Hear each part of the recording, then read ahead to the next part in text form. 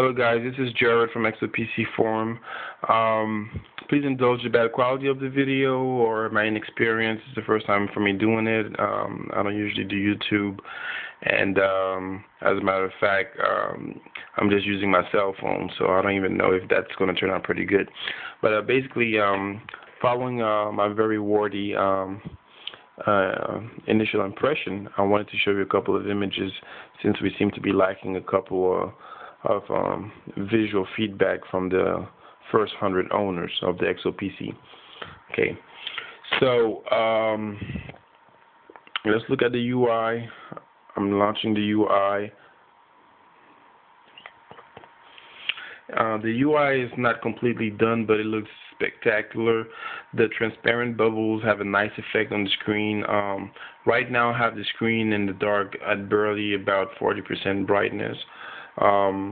That's how I've been using it all day. The viewing angles are very great. I don't have anything to say about that.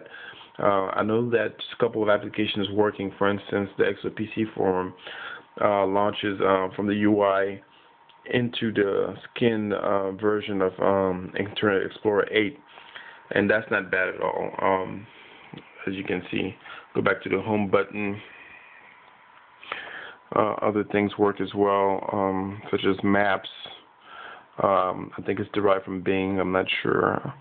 That works. There's a couple of games also that work. My daughter had a lot of fun playing with those. And let's move on. Go back to Windows 7, where everything is complete. Oh, by the way, let's go back to the UI. In the UI, there is something very interesting. The keyboard, as we all know, that's implemented by exopc here in the UI is nice. And my hope is that when it finally gets functional, because it doesn't work right now, you can tap it, but it will not input text. My hope is that this keyboard will actually span across both platforms, both the Windows 7 and the exopc layer. That would be a great addition, because when you compare it to the other keyboard that's native to Windows, that one is not actually as friendly as this one. It works, but you can tell that the keys are smaller, and that kind of hurts using it in the long run, especially when you're typing on the forum or you're trying to type a long email. So let's hope that to think about making it available on both sides. So let's go back again to Windows. And in Windows, I've used C-Display. C-Display to read my comic books is already configured to launch in portrait mode, and it gives me a nice rendition of a real page. I don't have to zoom in or zoom out, and I can just read. I hope the e-readers are the same, and we're able to achieve the same rendition to simplify my readings, because I've been reading on tablets and computers for quite some years now, and this is by far the best solution I've found, as well as keeping a full-blown computer handy. I'm going to minimize this real quick.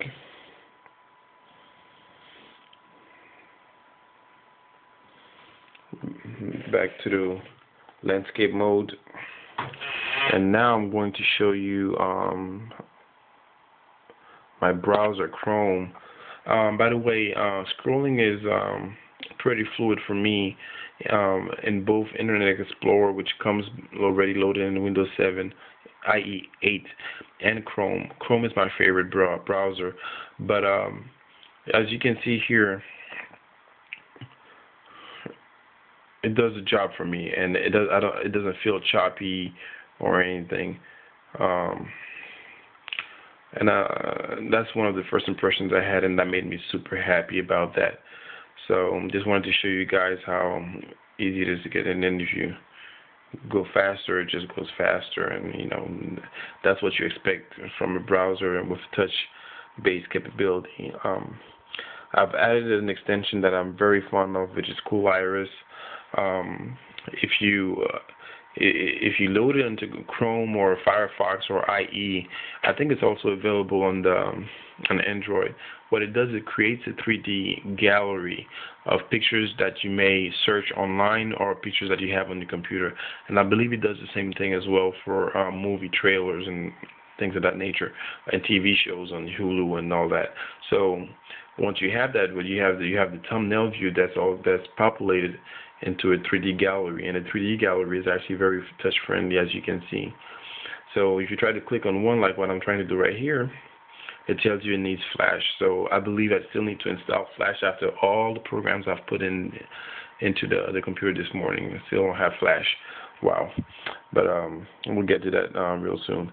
So this concludes my video, and it's my first video. I hope that it wasn't too boring, and you guys actually managed to see a couple of 3 things.